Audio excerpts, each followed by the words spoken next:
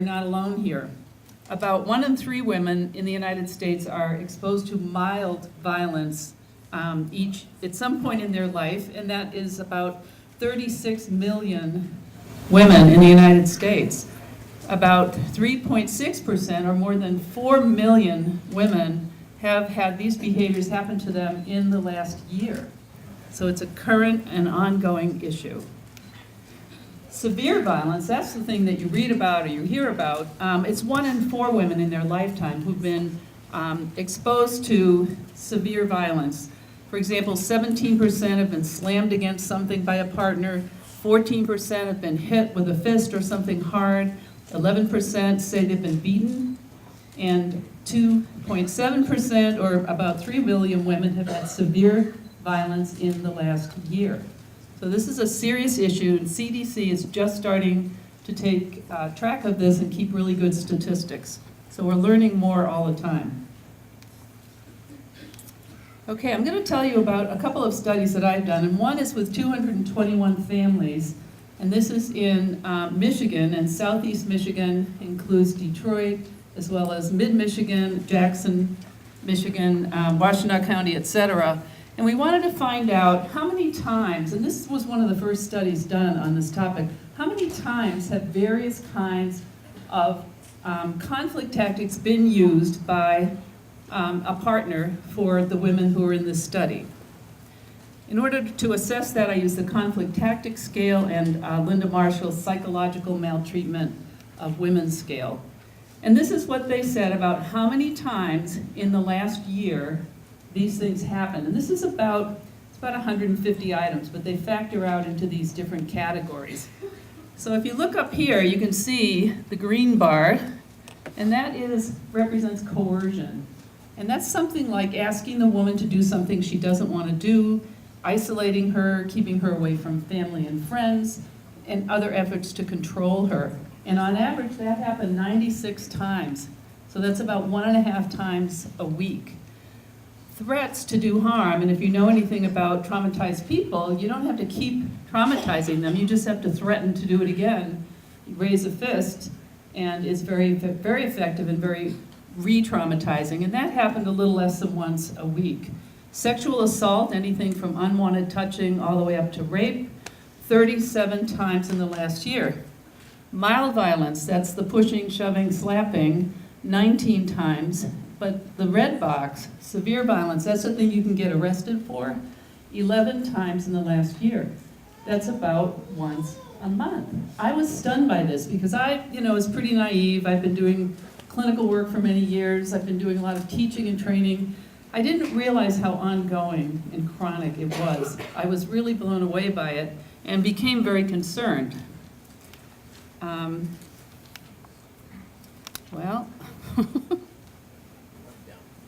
Point it down.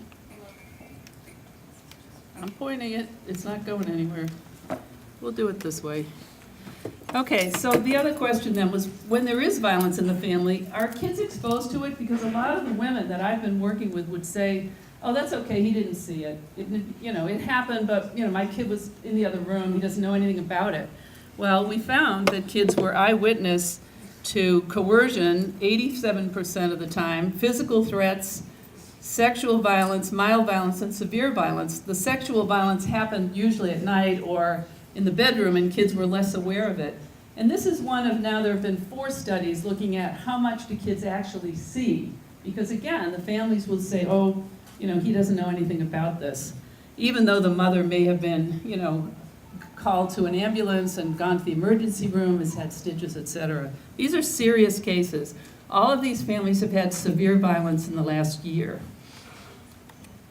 But it's not the only thing that kids are facing. So we calculate about 17 million kids are exposed to intimate partner violence every year in this country. That's a huge number.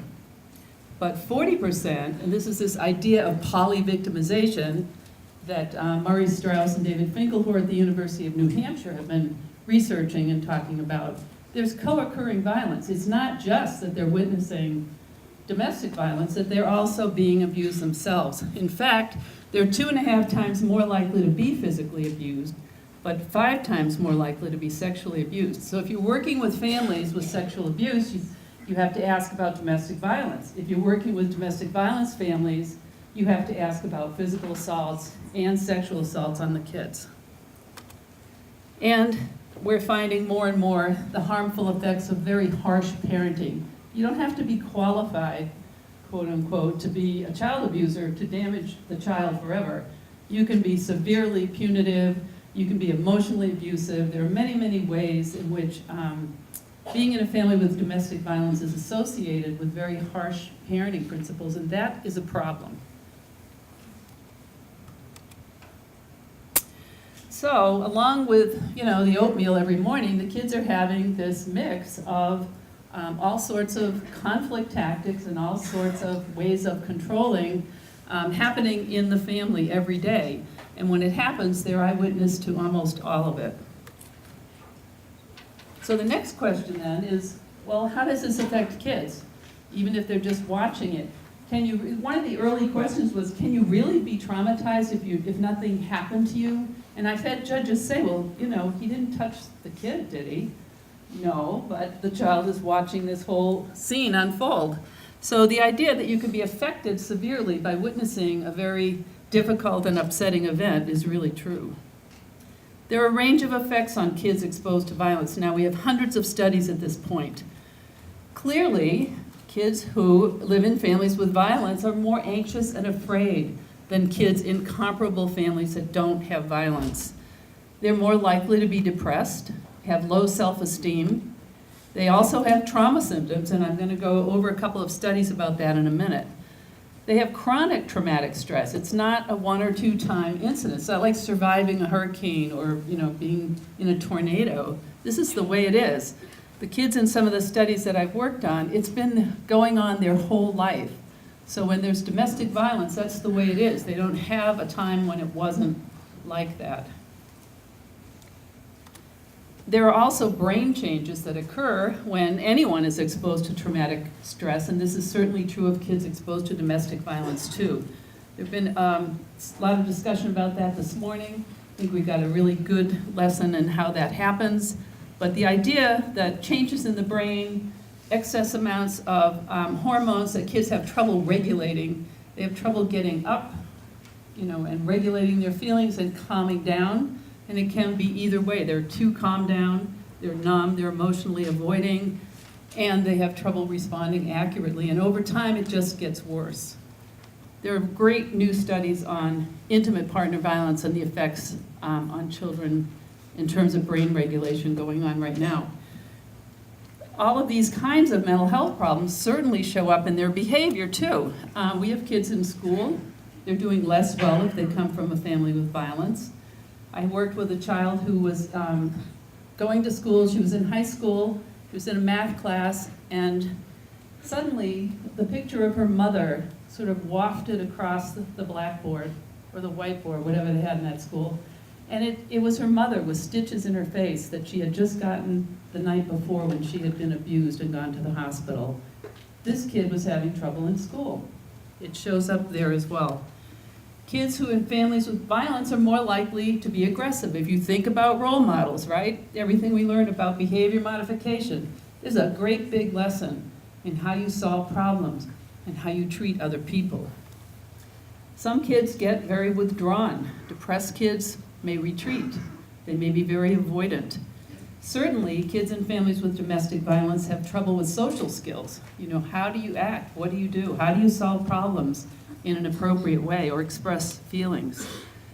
And a big area, and this is one of the things all of these issues are things that we try to approach in this intervention program, but kids' expectations. What does it mean to be a man or a woman or a boy or a girl? What is your role? And how do you expect other people to treat you? We did a study of traumatized kids exposed to domestic violence and showed, it's a very lab-type study that someone in developmental psych wanted to do with me. I thought, yeah, we have the sample and they're willing, let's do it. And we showed them various kinds of faces. And we looked at the kids' reactions in their reaction times. And the kids who were exposed to violence spent a lot more time focused in a very clear way, focused for a very long time on angry faces and not on happy or neutral faces. Kids who weren't traumatized, they didn't respond that way at all. It was kind of equally distributed. So they're really expecting something, they're waiting for something to happen, they expect people maybe to be negative to them because that's what they've come to believe. The cheery part is probably coming at the end, so hold on. But the thing to know, again, is not everybody responds the same way. I mean, when you think about kids who've been sexually assaulted or kids who've been abused or witnessed violence in the community or at home, sometimes we tend to pathologize them and we assume that that's the way they are all the time. And when they come to us for treatment or for therapy, we talk about all their problems, but we don't so often talk about their strengths and the ways in which they're making it through. And I think kids who've been traumatized, kids who are suffering, it's sort of like looking at the sun. You can't do it 24 hours a day. It's not constant. Sometimes they're withdrawn or sometimes they're aggressive, but usually they're fine and they're playing and they're going to events and they're living their lives and going to school, and their problems show up now and then. It's not a constant thing. But the question in this study was, does everybody have traumatic stress? Does everybody have difficulty with adjustment if they've been in a family with violence? So this is that 221 moms. This is now their kids, ages 6 to 12. All of the people had some element of that severe violence experience. We used 2 measures to assess their functioning, and one was a child behavior checklist. Is everybody familiar with that? Has anybody used that? It's this 113-item wonder that parents really hate to fill out because it asks all kinds of questions about every possible kind of behavior. But it's the gold standard in assessing internalizing problems, which are things like being anxious or withdrawn, depressed, as well as externalizing problems, being aggressive, having conduct disorder. And then I added a measure of positive functioning because, I'm trying to look at resilience as well. Who is doing well? Do the kids have strengths? And again, this was a whole different way of looking at what they've been through. And this is what we found. We did a cluster analysis and found in the red box are the kids with the most trouble. Those are 24% of the kids had very high levels, diagnosable levels of conduct disorder, delinquency, anxiety disorders, etc., and very low levels of self-esteem and social competence. So they were in big trouble. They needed to be in therapy yesterday. The 45% were kids who were in the borderline range, which means you're a couple of points away from getting the diagnosis. And the issue here is that you don't need to wait for another year or so until they fall into that category. These are kids who need help as well. And these were kids who were high in both aggression and anxiety and depression, just like the one in the red box, but a little bit less so. They still also did not have very much competence. 11% were just depressed. They didn't have any other problems, but 20%, the green box, and this is our hopeful part here, 20% of the kids were doing really well. They had no or very, very low adjustment problems, and yet they were all exposed. It wasn't related to the amount of violence, the income, ethnicity, it wasn't anything like that. They had some skills. They had social competence and self-esteem, and that was very exciting to find out. I had a student do a dissertation on this topic to try to see, who are these kids and what is there about them. What we don't know is whether they're going to stay that way. Are these kids going to stay resilient? Maybe they're going to get better. They're going to get even stronger. Or maybe there's only so much violence they can take, and then things might go downhill. So we don't know, and we're doing a follow-up of one of the studies after 6 years, and we'll be able to, hopefully, we can answer that question. But their behavior and their regulating emotions aren't the only problems these kids have. In the Kids Club program, which is a 10-session group therapy program for children, one of the sessions is about families. And we're trying to give kids an image of families in the future, have them draw pictures of families in the future, so we can talk about what do they expect their family to be like. And then if it's difficult, we can talk about that, about what they're saying about their family. And in one example here, we had a little boy named Tom who was 9 years old, and this was his picture of the family in the future. It's supposed to be about him when he's grown up, so we can talk about that positive image in the future. But instead, he says, my parents fight. My dad is going to shoot my mom with a gun, and there will be blood everywhere. Well, that's a trauma story. Here's a kid who is so scared, he's so worried. When you say, hey, let's talk about family, this is what he comes up with. Tom is in trouble, and he definitely needs help. Another example of a trauma story from a girl, and we had asked her to draw a picture of her family doing something in the future, but she couldn't do it. She talked about what happened to her family in the last week. And this is, again, take a deep breath, this is a trauma story, to try to warn people ahead of time. In her drawing, she said that she was in the house with her 4 brothers and sisters, and they were upstairs and they were dialing 911 because the police were going to come to the house and save their mom. Their father had come to the house, it was time for visitation and exchanging the kids.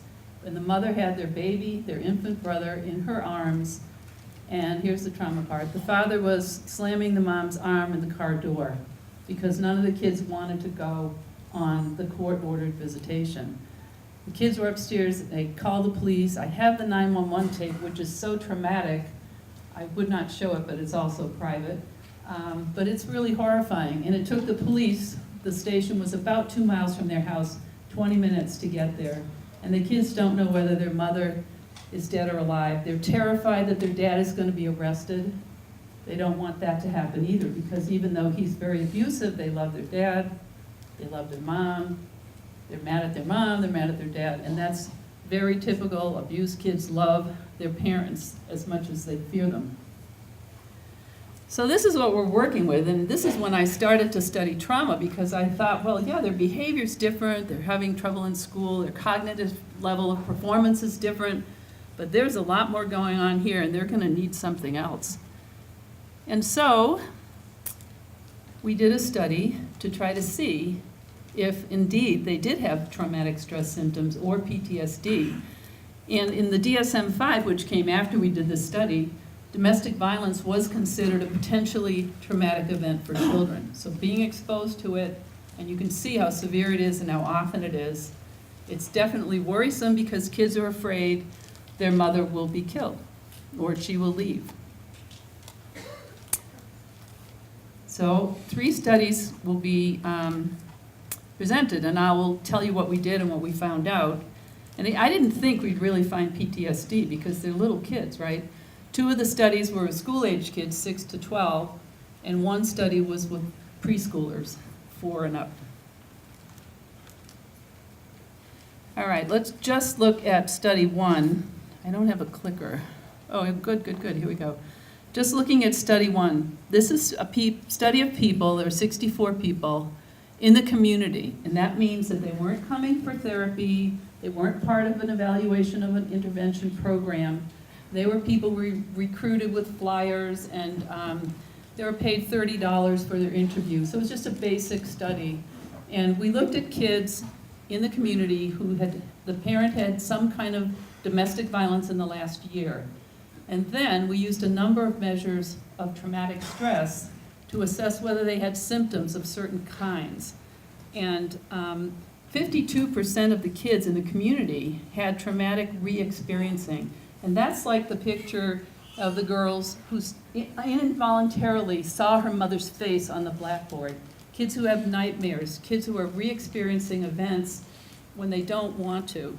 I know everyone knows about veterans when they are suddenly feel like they're right back in the middle of the war because some trigger. It could be something they smell or see or hear, and it's the very same thing with kids. They can have re-experiencing symptoms. 52% of them did. We looked at avoidance symptoms, and those are ways of just not wanting to talk about it, not wanting to be around the people who cause these problems. There were a lot fewer because you can't imagine trying to avoid the people in your family when you live in the same house. So that made sense. 19% had avoidance symptoms. And a lot of that was numbing, feeling withdrawn, etc. But this traumatic arousal was very interesting, physiologically being very aroused. And there were 42% of the kids had some of those symptoms. And these are things like being hypervigilant. When I do groups with kids, the Kids Club program, and I walk in the room, all the kids, and there'll be 6 to 8 in a group, turn to look at me right away. They're on guard, they're paying attention, they want to know, am I drunk? Am I going to hurt them? Who is this person? They have to be vigilant. I worked with another little girl and she was 8, and we said, well, how did it go in school today? Did you tell anybody what happened to your family this week? I don't talk in school at all. I go to school, I just shut my mouth. And she's trying to stay calm and she's trying to watch out for dangerous things happening to her. It takes a lot of energy to be hypervigilant all the time because you're scared. You're afraid somebody's going to hurt you or hurt the people that you love. In all, when you put together, this is DSM-4 categorization, 13% of the kids in the community had a diagnosis of PTSD. I was really surprised. So when we did the evaluation study after that, these are people who came in to be part of the kids club and the moms program to get help. And a lot of these were done in a shelter, but maybe 80% were done in community settings throughout Michigan. So there are people who live in the community, mostly not a shelter, which rates are even higher, but they're coming for help. So their kids are having more problems. And in this case, 77% had re-experiencing symptoms, 59% avoidance, 85% the physiological arousal, and more than half had PTSD, could be diagnosed. And these are kids who are going, through all the regular motions. They're going to school every day. They're going to Cub Scouts. They're, playing with kids on the block. And they're suffering in this tremendous way. This is the preschool study. And in this one, we added something. It was about 50% here too, which is really upsetting. But this time we used the diagnostic criteria by Sharinga, who is a pediatrician at Tulane University in New Orleans. I went there and studied with him and figured out, how do you assess PTSD in little kids anyway? And he had a measure, and the DSM has since adopted some of those categories as well. And in that study, we wanted to know if there was, quote unquote, just domestic violence. Was that different from kids who had additional traumatic events happen? So did they witness community violence? Was there child abuse? Was there anything else going on in the family? And you can see the difference. Preschoolers, 29% could be diagnosed, but if they had additional traumatic events, 71%. So again, I think, one of the sessions, the breakout sessions here, was talking about being sure to ask all the questions about what's been going on in the family. You need to know, what else is this child suffering from, or what has the family gone through? They may not think to tell you, but you have to remember to ask because it really matters. And in every category, they were significantly more likely to show symptoms when there's been additional trauma. So, long-term, without intervention, with trauma, it very rarely just abates or goes away, so we have to do something about it. Kids still can have adjustment problems, and it's sort of an exponential thing. If you can help kids when they're young, you can stave off the problems. But if you don't, they grow exponentially bigger over time. Some changes can be made that help, but typically kids are struggling with problems that carry on, and their ramifications are bigger at different ages. So if you have trouble communicating with someone, when you're 4, you have temper tantrums when you're 4, you're rolling around the floor, you're kicking, screaming, it might be a little worse than the terrible 2s, but people can live with that. But if you're doing the same kinds of behaviors when you're 10 or 12, it's really going to start to cost you. And being able to regulate emotions, if you can't do it, it gets worse. Teens have particular risk factors like delinquency. Dating violence is very high in these families. We did a study in Flint, Michigan, a very, very poor community. 50% of the kids in high school had dating violence, either mild or severe. They're pushing and shoving and slapping and beating each other up, and the girls were just as bad as the boys. A lot of families with domestic violence. Okay, and that's not going to help when you go to have your own romantic relationships if you come from a family with violence because, again, it's normalized, and without some kind of help and support, it may just get replicated. Same issues with mental health functioning, and now some studies are looking at the impact of chronic traumatic stress on physical health. People who are chronically traumatized, more likely to die early, have heart attacks, all the things the ACEs study tells you, but it's true with domestic violence too. So we got to stop this, right? This is not good. It's not helping, and it's really, really rampant. Substance abuse is another big issue. Somebody did a study of the financial costs. If you can't get people's attention by telling stories about these, poor kids who are really suffering, or families that are falling apart, one person did an economic analysis of the cost of domestic violence, and it was $8 billion a year.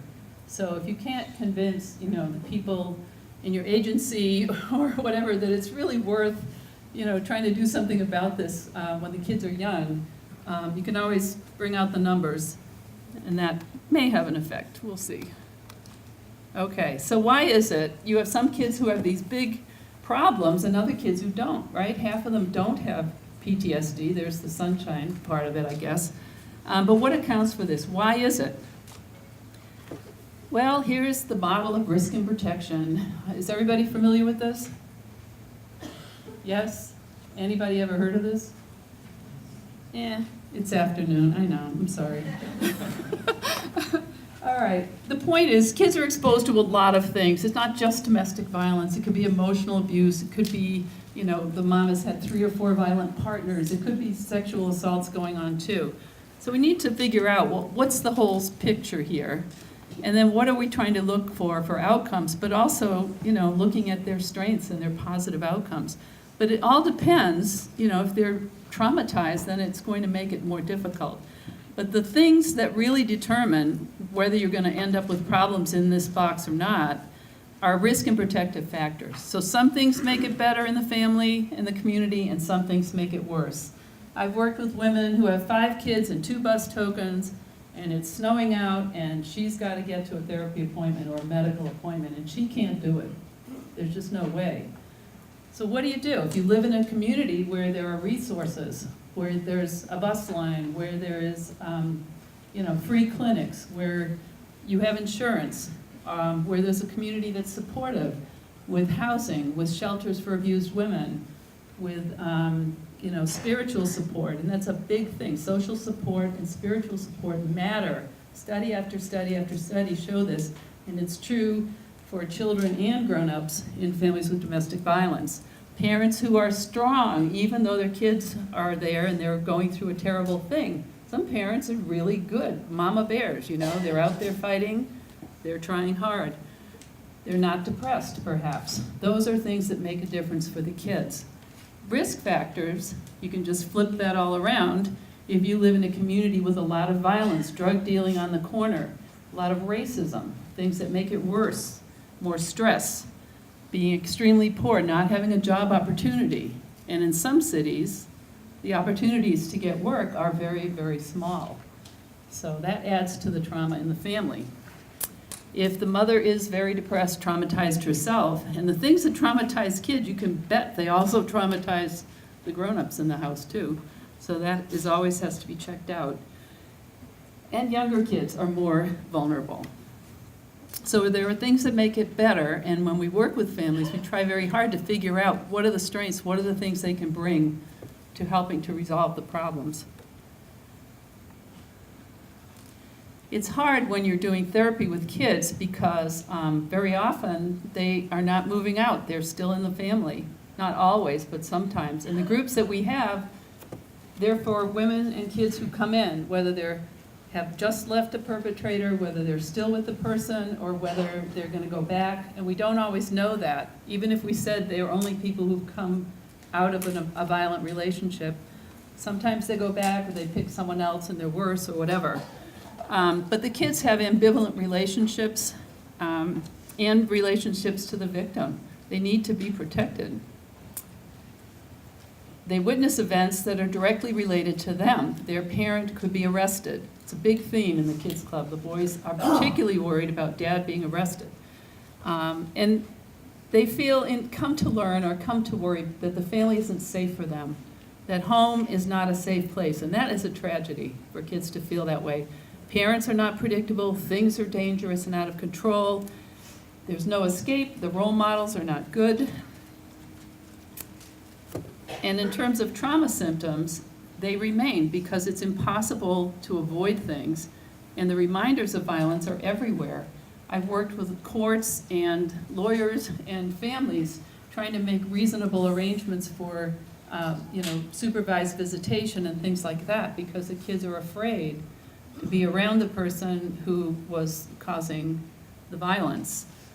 And kids are in the same house. It's hard to just pretend it's not going to happen again today, and you never know. Kids are less likely to have their friends over, and they have to sleep in the same house where maybe the night before they were under the bed, cowering. They have trouble expressing and identifying feelings, because that's not a big plus in their family. You don't express feelings. And I've had a lot of people say, I don't want to get into my feelings, because if I do, it's going to be too big.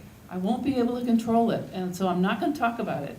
And I've worked with teenagers who feel that way. They don't want to talk about it because if they feel their feelings, they feel like they're going to explode. And so they have trouble regulating emotion, and that's a basic principle of success in this world. And they can't talk about it with their mom or their dad. Sometimes they've been threatened. I have come from a Scottish-Irish family, and you did not talk about your dirty laundry to anyone. I don't know if anyone comes from a family like that.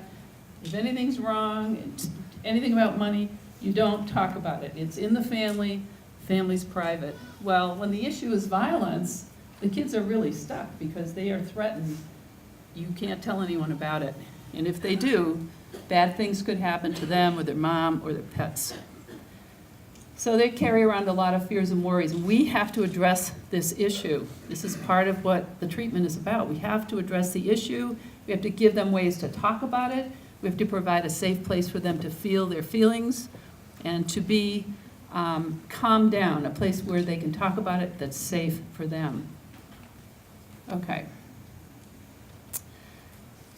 Unfortunately, there are very few programs specific for kids exposed to domestic violence. There are trauma-focused programs that we've heard about today, but only a couple of programs have actual evidence of improving functioning for kids exposed to domestic violence.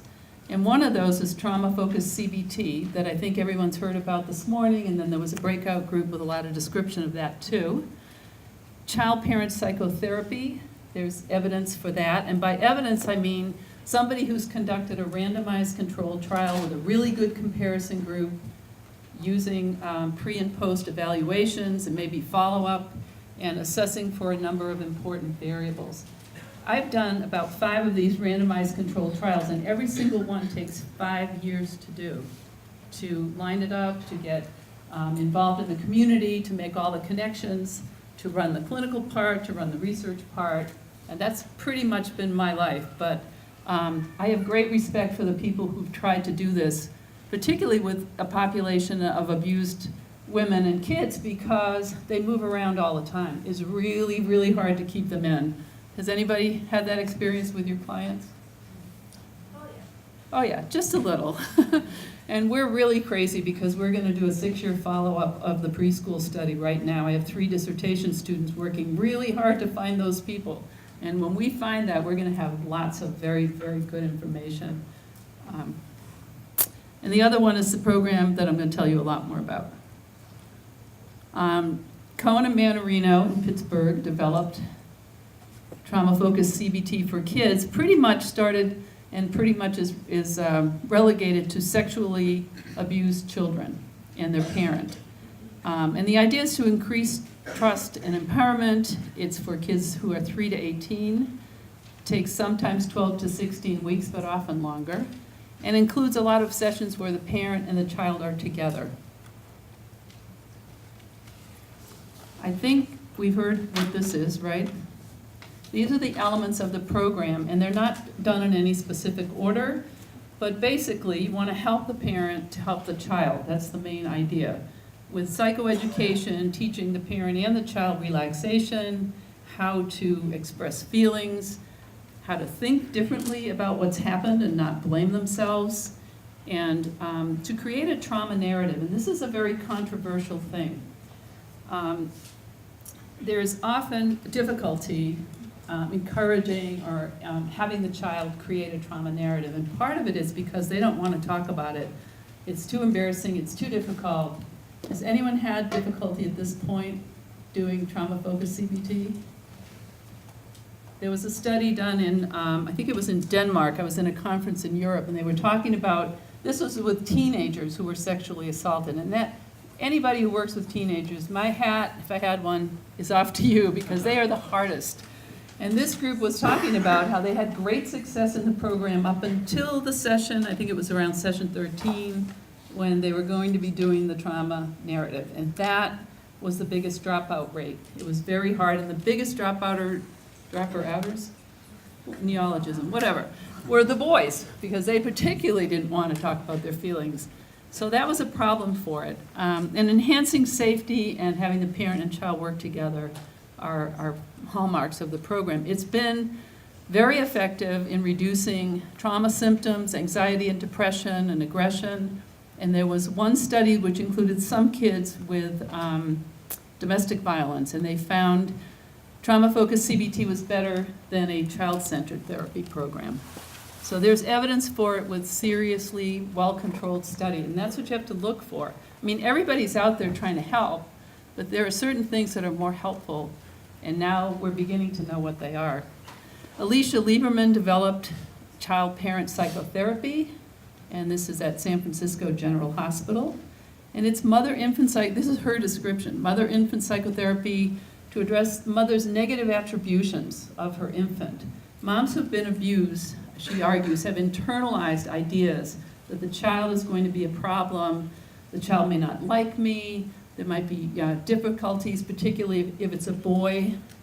Alicia Lieberman argues sometimes the mom's afraid the child will be abusive to her. And those are moms who've been traumatized. This takes place at medical centers. There's once-a-week psychotherapy with the mother and the child together, and sometimes can go on for years, with the idea that the therapist is right there with the developing family and helping all the way along the way. This has a lot of randomized controlled trials and a lot of evidence, not necessarily with intimate partner violence, but anxious infants, depressed mothers, multicultural groups of infants and preschoolers for protective services, that's child abuse, maltreated infants in Sweden, and then last, intimate partner violence in preschoolers. So working with those mothers to help reduce their fears and worries and have the relationship be a very solid one. They find greater attachment security, of course, cognitive performance, less PTSD, in general, improved mom's avoidance, mom's avoidance symptoms, but the other symptoms were not significantly reduced, nor was the extent of PTSD diagnosis changed for this one. Okay, well, that's a long way around an introduction to what's there, why it's important, who the kids are. And now I want to tell you a little bit about the programs that I've been working on for the last 25 years. These are for kids who are 4 to 12 years old. We've done a number of studies, school-age kids and younger kids, and all have been exposed to severe domestic violence in the last year or two. And there are 10 weekly sessions, and I want to tell you a little bit about this. The first sessions are really based on developing a sense of trust and safety. And so the kids come together in a group, and it's a group program that has 10 different sessions. The moms meet at the same time in a mom's support and empowerment group, and I'll tell you about that. The sessions are designed for children to address the issues that they're concerned and worried about, and to master some of the skills and develop better coping. The first sessions are about becoming a group and getting a basic sense of trust. The kids create a name for their group, they work together on activities. It's a very physical program. No one is just sitting in a chair talking, because I've done that for years and it's very slow. The kids are actively creating activities, putting on plays, they're developing skits, they're drawing on posters, they're making things together. Because if you don't keep them busy, they'll start running around the room or throwing things or having fights, and we found that out the hard way. But part of the program is to have children learn something, to have them express feelings about it, and then to have some activities to kind of reinforce in their behavior. We have activities around feelings and fears in general. What are things that kids are afraid of? What are things that kids worry about? And then we talk very specifically about their feelings and fears when there's fighting in the family. We practice conflict resolution skills and often talk about, well, what's the wrong way to solve that or the right way? Sometimes kids create these Dear Amelia skits. It's like a Dear Abby. I think one of them was something like, my sister took my sweater and got chocolate all over it, and now she wants to just give it back to me. I've had it, signed had it in Detroit.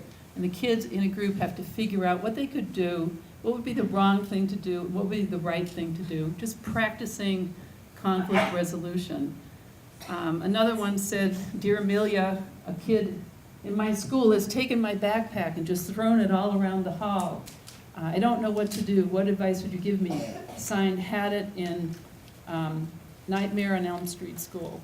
So they make up their own dilemmas, and then they work together as a group to try to figure out what could a kid do.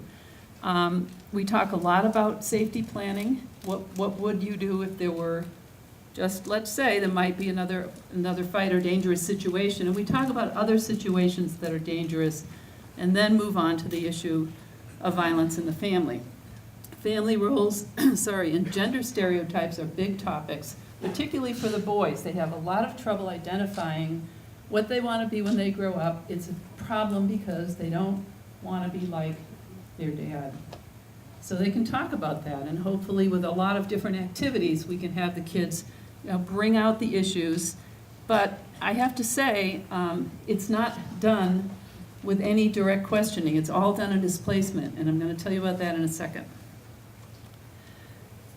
Okay, so you might say, well, how did you get into this? What are you doing this for? Certainly all the people in my family don't understand this. My husband's a clinical psychologist. He studies child abuse. He's just as bad as I am, but everybody else. It's like, why are you putting yourself through this, basically? Well, all of you have done therapy for years. I mean, you carry people's sorrow. You're the bridge to helping them get better. There's a great reward here. It's a wonderful thing if you can help even one other person. But when I got my job at the University of Michigan, I was really thrilled and delighted. I was afraid, though, that I was going to be stuck in the library. In those days, you actually had to go to the library where there were actual books and journals, and you had to touch them and copy them if somebody didn't rip the article out already, which happened in the med school, let me tell you. But I wanted to do something as a volunteer in the community. So I went to Safe House Center around the corner from the University of Michigan, and I volunteered. And I thought I would be, washing the dishes or playing with the little kids. But no, the director said, oh, you have a PhD. Why don't you design a program for our children? And I thought, I could do that, but that sounds like work. But I ended up doing it. There was no program at the time in existence. I found a couple of programs for kids of divorce that were group-centered, and I thought groups were a great way to go. Partly, at the shelter, they have plenty of kids, very few service providers, and that may be the case at agencies where you work. You have a surplus of, opportunity to help people, but not as many people available to provide the help. So I started talking to the women and kids, but I've been doing therapy for many years before that, and about every other case had some kind of family violence in it. It was sibling violence. I did my dissertation on sibling violence, and I swore to my sister, who I fought with every day of my life, that it had nothing to do with her. I think she believed me, but I'm not so sure. We still talk. But every other case, it was child abuse, domestic violence, one thing after another. In the 80s, when I was training, we didn't know anything. A little bit about child abuse, but very, very little about how to help these families. And so, I had a lot of information from kids. I knew what they were afraid of and worried about, and I had the privilege of being a researcher and a clinician in my job as a professor. I offered practica for students in social work and psychology to work with these families and try to help them as we develop this program. And along the way, I've been able to do lots of research to try to figure out Are they more afraid and worried? Are they more traumatized than other people? And that's where I feel lucky, because I can take what I've learned in the research and apply it to the programs, but the programs come from the people and the needs of these families. So it's truly translational, transactional, however you want to make that loop, and it keeps going, and the students are doing the same thing. So it's really been just a kind of confluence of different opportunities that's come together so that I could do this.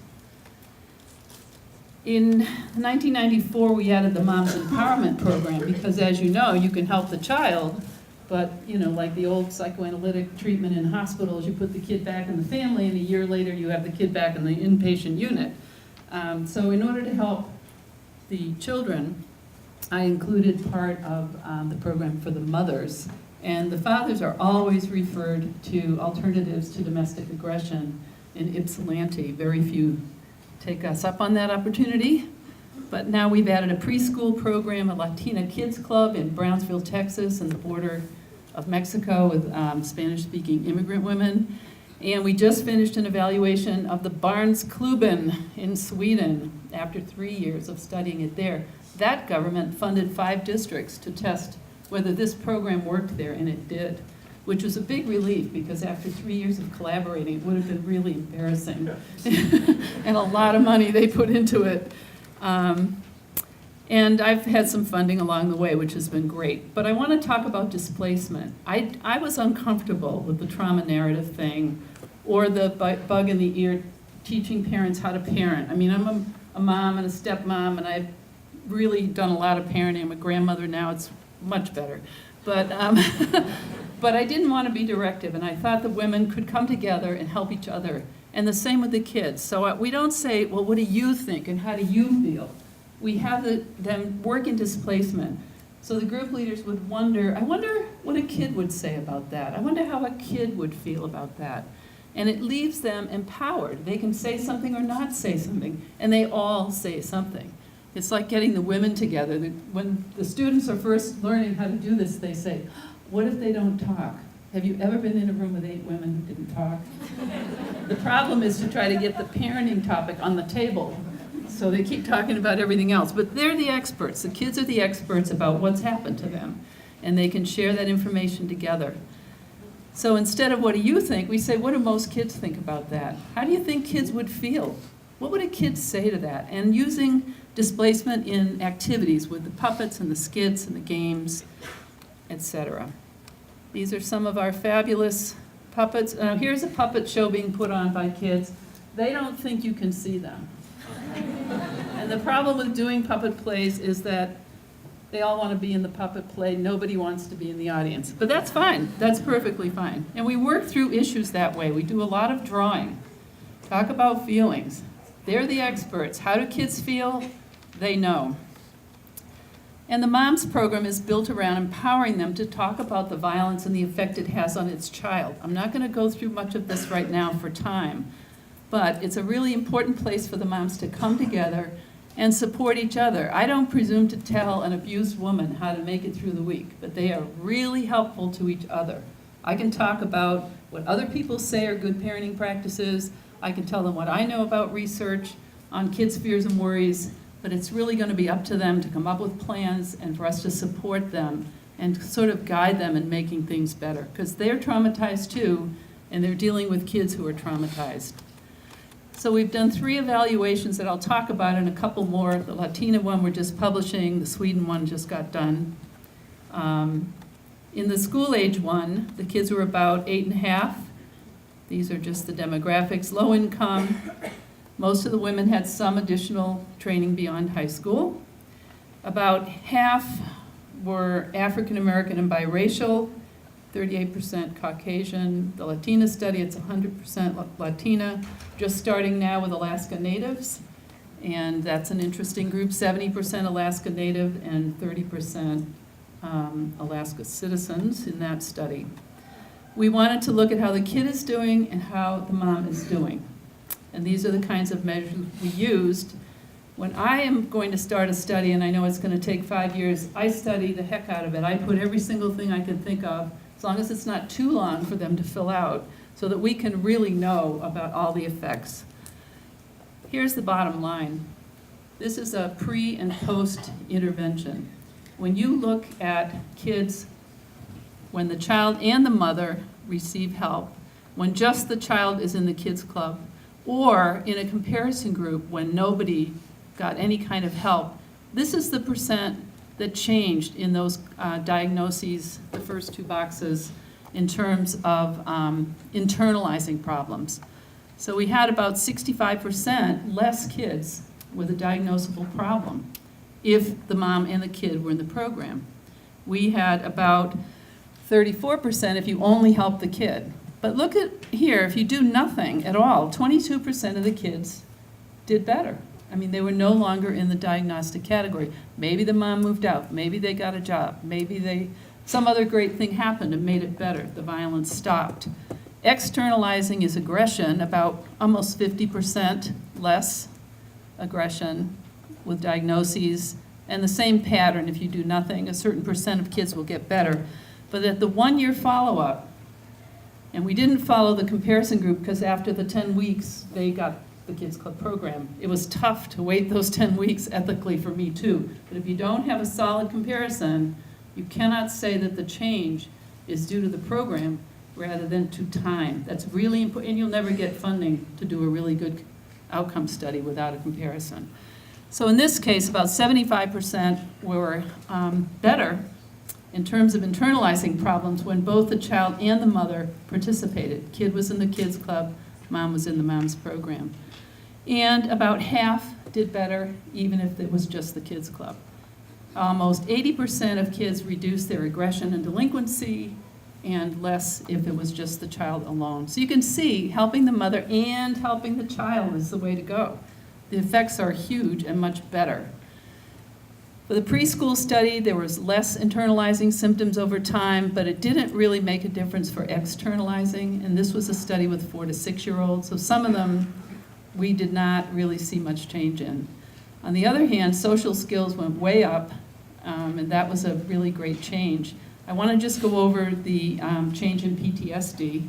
When they were in the kids club, again, it started at about 51%.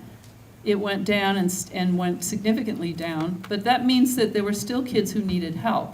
So we're not claiming that in 10 sessions alone, it's going to solve everybody's problems, but it might be a good start to see who's left who would need additional types of treatment.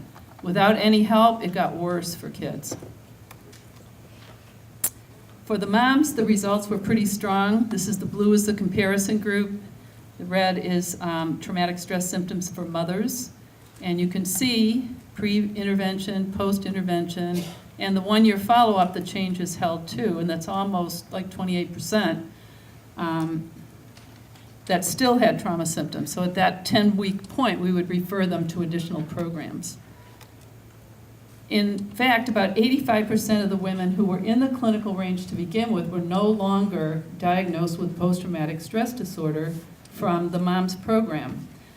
And Bradley did a meta-analysis including lots of other kinds of trauma-focused treatments. And we didn't set out to start to just address trauma. They need lots of other support and help.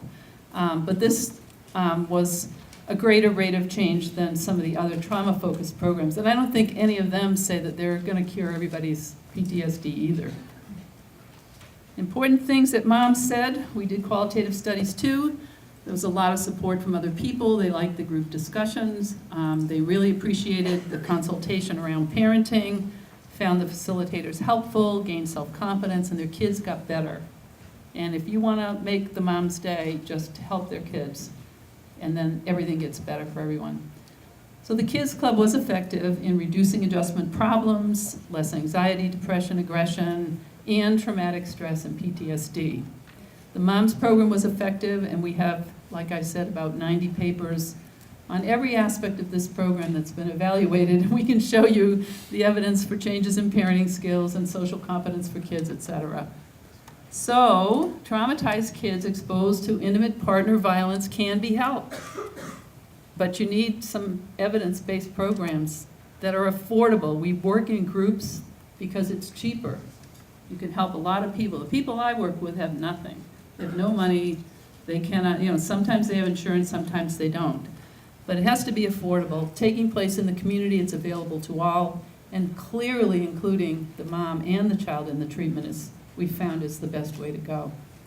So we hope with these programs that every kid can have a positive image of the family for the future, but they can also have fun and work with other kids in a group to understand what's going on in their families. And it's been found to be pretty successful. I have references at the end, and that'll be up on the PowerPoint on the website for the program. But there's my email. If you want any of those fabulous research articles, I have them all in PDFs. I'll send them right along. Thank you.